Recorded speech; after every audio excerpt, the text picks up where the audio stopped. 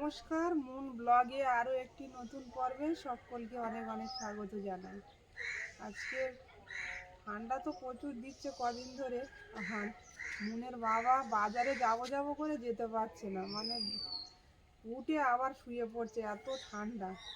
তো যাই হোক, কাশিও হচ্ছে, আমার শরীরটা খুব খারাপ, মানে আমি বেরোবো যে চিন্তা ভাবনা করছি, কিন্তু বেরোতে ভয় পাচ্ছি সকালবেলা এত উঠে ঠান্ডার মধ্যে। প্রচুর পরিমাণে ঠান্ডা পড়ছে। সকালবেলা উঠে খাওয়া দাওয়ার ব্যবস্থা করলাম। ভাত তরকারি, ভাতটা হয়ে গেছে, তরকারিটা উনুনে চাপানো। আর এখন খাওয়া দাওয়া করব, তারপরে একটু মাঠের দিকে যাব শাক তুলতে। তো পুরো পর্বটার সাথে থাকুন, ভালো লাগবে। আর যারা প্রথমবার দেখছেন তারা চ্যানেলটাকে সাবস্ক্রাইব করে একটু পাশে থাকবেন আমাদের। আর মনেরও শরীরটা ভালো নেই, ওরও আবার ওষুধ চলছে, কাশিটা কমছেই না কোনো রকম। আর শীতকাল পড়লে মুনের এত গা ফাটে, আমাদের কিন্তু অত ফাটে না, ও ঠাকুমার মতো ওর স্কিনটা, এই চামড়াগুলো এত ফাটছে, এত কিছু দিচ্ছি তাও দেখো ফেটে ফেটে আছে, কি বাজে দেখাচ্ছে। ধুলোবালি লাগছে বেশি, তাতে করে ফেটে যাচ্ছে। তো কি দিলে এইটা একটু ফাটা বন্ধ হয় সেটাও জানি না, যদি কেউ জানেন একটু কমেন্ট করে বলবেন।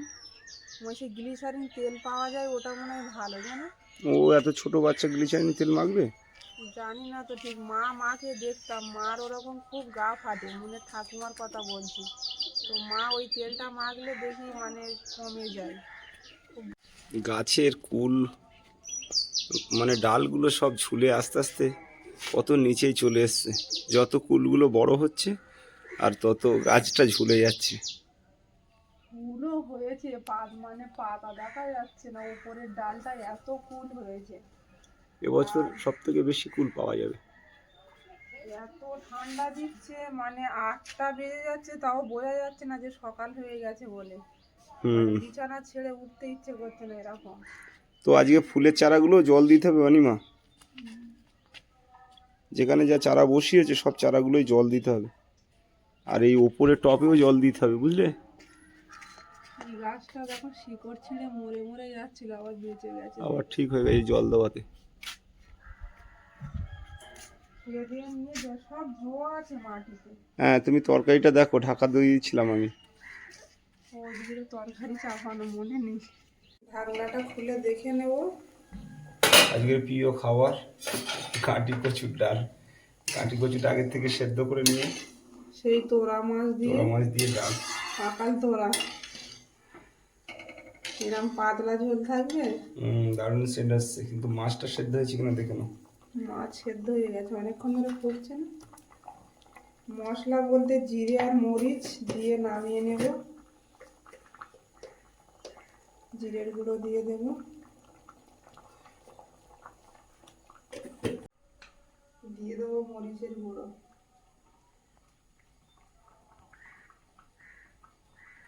পেঁপে আর আলু সেদ্ধ দিয়েছি, ওটা মাখবো। আর তরকারি সকালবেলা।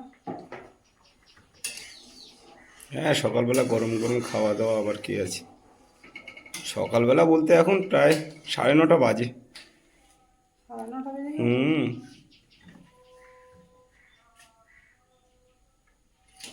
লবণ একটু কম আছে।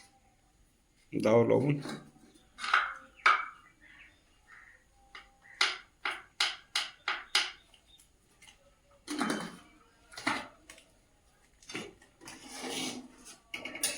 চলো ভাত বাড়বো এবারে। হুম হুম। রেডি হয়ে গেছে তরকারি। সকালবেলা খেতে বসে গেলাম, পেঁপে আর আলু সেদ্ধ।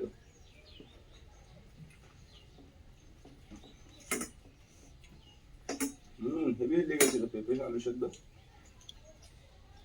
পেঁপে আলু সেদ্ধ খুব স্বাস্থ্যকর একটা খাবার। ভালো লেগেছে না?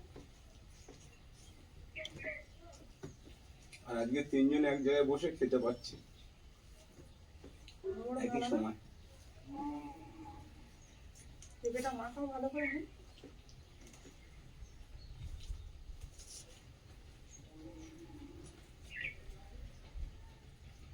নুন লঙ্কা খাবে, কাঁচা লঙ্কা খাবে না?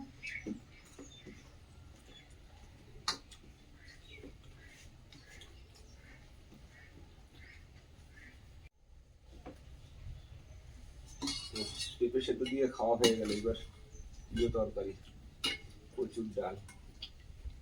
কচুর ডাল তো কোনো চিহ্ন রাখুন। আমি তো এরকমই খাই। খাও, তোমার প্রিয় খাবার।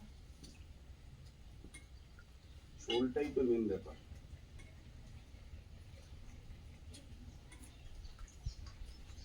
একটু লেবু কাটলে বেটার হতো। লেবু না, টমেটো দিয়েছি, ওরা লেবু কাটিনি। নুন এখনো সেদ্ধ দিয়ে খাওয়া শেষ করতে পারলো না। দারুণ ব্যাপার। হয়েছে শীতের যে মাছ সকালে। সেদ্ধ হয়েছে দারুণ।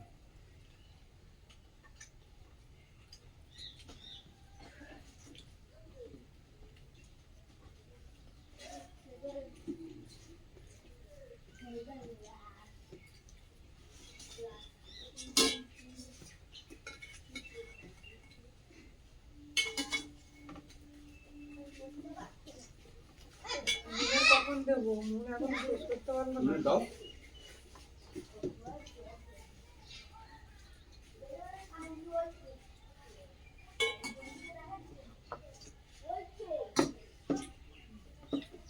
আস্তে আস্তে খাও।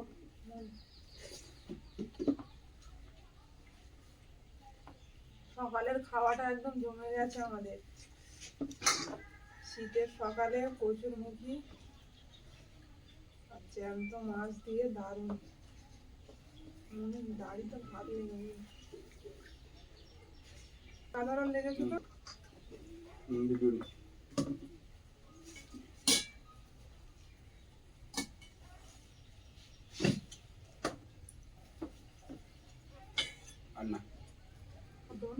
আমি তরকারিটা চাপিয়ে দিয়ে নুনের বাবাকে বলেছিলাম একটু কষাতে, আমি অন্য কাজ করছিলাম, তা ও এমন কষিয়েছে যে কচুর আর কোনো চিহ্ন নেই, পুরো ডাল করে দিয়েছে।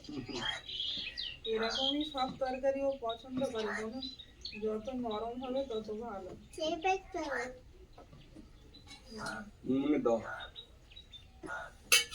আজকে এত লেট করে খাচ্ছ কেন মা?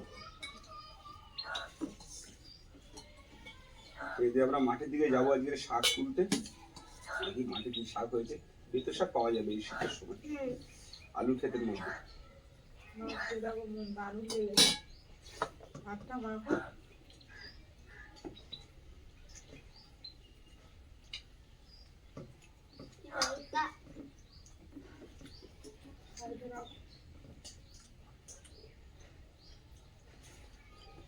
শীতের সময় কি লঙ্কা খাও তো ভালো। আর প্রচুর ডালে একটু ভাজা হলে ভালো লাগে। তুমি ভাত নেবে না? না, সকালে কত হবে।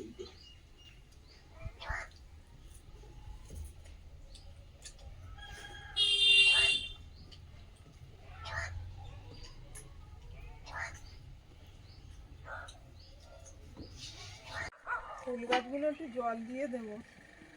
দাও। এই যে বড় বড় ফুল গাছ পুকুরে ঝগড়া করতে করতে মেরে দিয়েছে। এই গাছগুলো কত সুন্দর ছিল।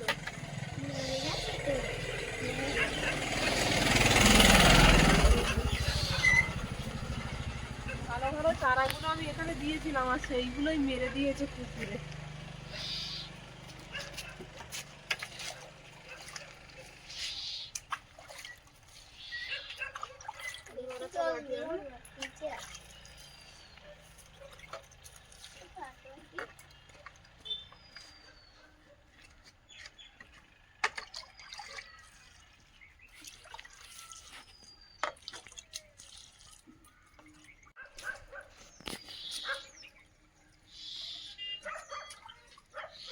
জল দিচ্ছে চারায়।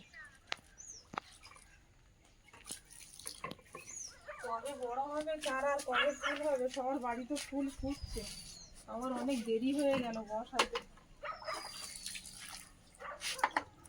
বাড়ি ছিলাম না। আর একটা আছে।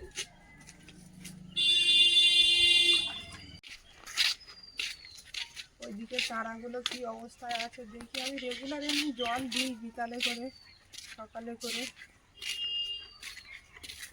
এখানে একটা জল পাচ্ছে। এই চারাগুলো সবসময় জল পড়ে তো মরে যাচ্ছে, দেখো বাঁচবে না। ড্রেনের মধ্যে হয় নাকি সারাক্ষণ জল পড়ছে? ওইদিকে চারাগুলো বেঁচে যাবে, এত দূরে জল আসে না তো। এইগুলো দেখো কি সুন্দর হয়েছে, দারুণ হয়েছে এইগুলো, তাই না? হুম। ও বালতিটা এদিকে দাও। এবার এমনভাবে দাও যেন গাছ ফাছ হবে। ছবিটা কি তেমনি ছিল?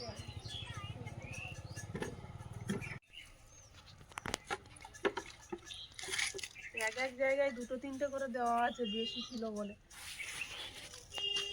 এইখানে কে মনে হয় পা দিয়েছে দেখো। হ্যাঁ হ্যাঁ, পা দিয়েছে চারাতে। হয় না, এভাবে হয় না, ঘেরাঘুরি না দিলে হয় না।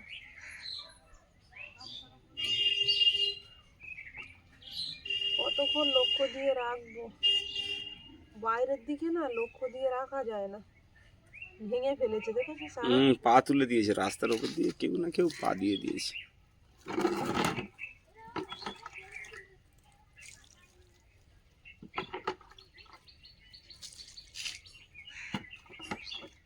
জল আনতে হবে আবার বালতিতে করে। ঝুড়ি নিয়ে বেরিয়ে পড়েছি, মাঠের দিকে যাই দেখি শাক পাওয়া যায় কিনা। বাজারে গেলে শাক পাওয়া যায়, কিন্তু মাঠে থেকে এই সময় শাক তুলে খাওয়ার মজাটাই আলাদা। আর বিভিন্ন রকমের শাক পাওয়া যায়। তো আলু ক্ষেতের ভিতরে এখন কিন্তু বেঁতে শাক হয়েছে ছোট ছোট। চলো দেখি। আগের বারে তো গিয়ে পেয়েছিলাম, এই দিকটাই যাবো। চলো। এই যে শাক তুলতে এলাম আমরা সর্ষে বাগান খেতে, এই বৌদিদের সর্ষে বাগান ক্ষেত। আর এইখানে হ্যাঁ হ্যাঁ, আর এই ক্ষেতের মধ্যেই দেখছি খুব সুন্দর বেঁতে শাক হয়ে আছে। তবে বেঁতে শাকগুলো একটু মানে বয়স হয়ে গেছে, ফুল এসে গেছে। আর জল দেওয়া না তো, ওই জন্য তাড়াতাড়ি ফুল হয়ে গেছে। আর এই ধারে আলু বাগান, এখানে অনেক মাটি পড়া শাক হতো, আগের বারে তুলে নিয়ে গেছিলাম। হ্যাঁ, এইখান থেকে স্বদেশদার এই আলু ক্ষেত থেকে আগের বারে শাক তুলে নিয়ে গেছিলাম। সেই ভেবে এলাম যে শাক পাবো, এসে দেখছি সবে বসিয়েছে, শাক এখনো হয়নি। না, তবে আর কয়েকটা দিন পরে শাক ভর্তি হয়ে যাবে। দারুণ লাগছে কিন্তু সর্ষে ক্ষেতটা। যতটা নেওয়া যায় ফুল বেছে বেছে বেঁচে শাক তুলে নিচ্ছে। এসেছি একেবারে ফিরে যাবো বাকি। হ্যাঁ হ্যাঁ, নাও। আর ওইদিকে চলো, একটু কলমি শাক, অন্য ধরনের শাক, সব ধরনের একটু শাক হলে একসঙ্গে। মন তো আমার মন দিয়ে শাক তুলছে, কোনো কথাই বলছে না। এমন কি শাক খেয়েছো? দেখি কতটা তুলেছে, এখানে নিয়ে এসে দেখি। তুলি ঝুড়িতে রেখে দিয়েছিলাম। জামাই করে তুলেছে মন। মন তো সবসময় তুলছে ফুল সমেত, ফুল ফুল কেটে দিতে হবে বাড়ি নিয়ে। ফুল ভর্তি গো, কি করবো? প্রচুর শাক তুলে দিয়েছে। এই যে ফুল টুল সব সব সমেত তুলছে মন। যা পেরেছে এই অনেক আমার কাছে। এইগুলো বেছে বেছে নিয়ে নিতে হবে। এই শাকটা কিন্তু এখন খুব ভালো লাগে খেতে। হ্যাঁ, নতুন সব তবে কচিগুলো ভালো লাগে, বুড়ো হয়ে গেলে ভালো লাগে না। কচিগুলো খুব নরম হয়। এই আলু ক্ষেতের ভিতর থেকে যেগুলো তুলেছি দেখবে সেগুলো খুব নরম। কেন বলো তো, এখানে জো আছে না মাটি। হ্যাঁ হ্যাঁ, এটা তো পুরো মাটি শুকনো, ওই জন্য তাড়াতাড়ি পেকে গেছে। এখানটায় আলু গাছগুলো খুব সুন্দর বেরিয়েছে, একটা শেষ সবে পড়েছে। আর এইদিকে ওলকপি বাগান পুরোটাই। এই মাঠটা কিন্তু প্রতিবারই আলু দেয়, হ্যাঁ, তাই না? আমি যতবার আগের বারেও এসেছিলাম দেখেছিলাম এখানে আলু চাষ। কতটা জায়গা নিয়ে- মনমোহন, তুমি তো অনেক শাক তুলেছো, চলো এবার বাড়ির দিকে। মনে ধৈর্য প্রচুর, ফুটে ফুটে সব তুলেছে এই শাকগুলো। সামনে এই বাড়িটায় সুপারি গাছ এত লাগানো হয়েছে, দারুণ লাগছে। চারিদিকে সব সুপারি গাছ।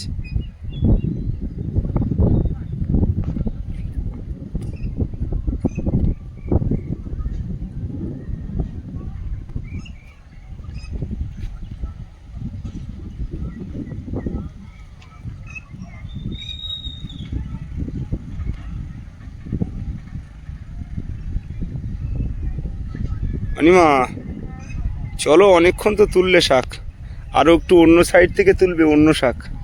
সব এক ধরনের শাক দিলে ভালো লাগবে না গো। একটু বেছে নিচ্ছি,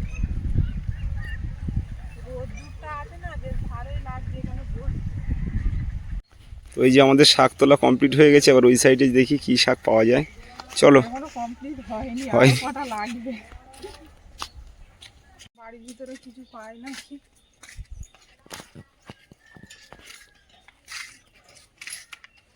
কয়েকটা ওই পালং শাক এখান থেকে তোলার মতন হবে। আছে আসো না দেখি, ওই জায়গাটা শাক ভালো নেই না। দেখতে হবে গিয়ে, এখন মরে গেছে শাক সব। মাঠে থেকে শাক তুলে নিয়ে এলাম, আর এখন বাড়ির বাগানের শাক তুলছি। এই হচ্ছে আমার বাগানের শাক, এই প্রথমবার তুলছি দানা ছড়ানোর পর। তার মানে খাওয়া হবে এবার বাগানের পালং শাক। শাক আর আছে, সব মুরগিতে খেয়ে নিয়েছে। সব পাতাগুলো পোকা ধরে গেছে, কি নেই বলো তো। নাও, কচি কচি দিকে নাও। ভাবলাম যে যা হয় 2-4টে শীষ পালং হলে খাওয়া যাবে। বাড়ি এসে দেখছি একটা শাক নেই, সব খেয়ে ফেলেছে মুরগিতে। আর সব অনেক মুরগি শাক চারিদিকে গাছ ছাড়া রয়েছে বেরিয়েছিল না। বলো। হুম।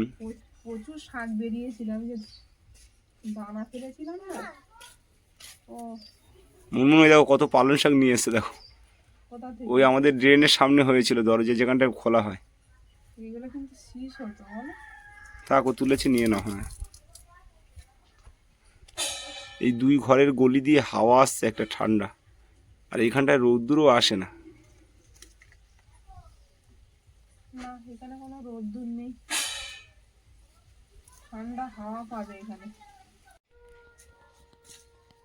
এই টোটাল শাক পেলাম। যাক, হয়ে যাবে, এক সাঁজের মতন হয়ে গেছে। এটাই ভাজা এটা করবো। কুচিয়ে মিহি করে কুচিয়ে ভাজা করবে। টুপা, তুমি একটু এক কাজ করো, ওই উপরের টপটায় জল দাও, ওই যে গাছটা আমড়ে গেছিলো। হ্যাঁ হ্যাঁ, বালতিতে জল ভরো, ওই তো কোটের উপরে উঠলেই পেয়ে যাবে হাত।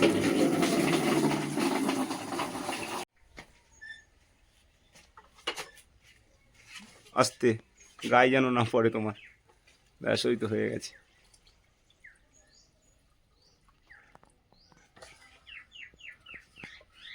পেঁপে গাছের গোড়ায় দেবো। আচ্ছা দাও। পেঁপে গাছে গোড়ায় এইভাবে না দিয়ে পেঁপে গাছে পাইপ দিয়ে দিলেই বেটার হতো।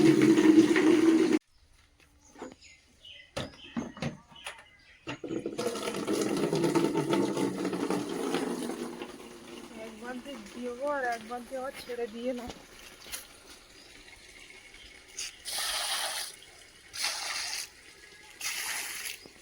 ছোট ছোট পেঁপে গাছে ভর্তি হয়ে গেছে। উপরের দিকে পেঁপে দেখো না? হ্যাঁ, খুব সুন্দর, এই গাছটায় দারুণ পেঁপে হচ্ছে।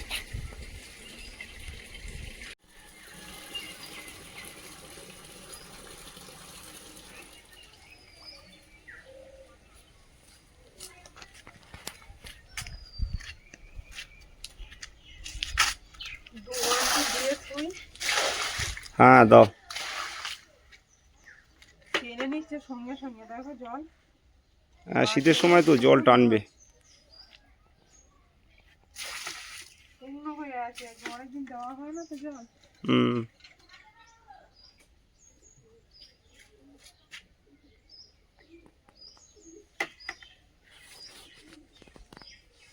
সকাল থেকে অনেক কাজকর্ম হলো, এবার আবার দুপুরবেলা কিছু একটা বানাতে হবে, শাকটা বানাবো।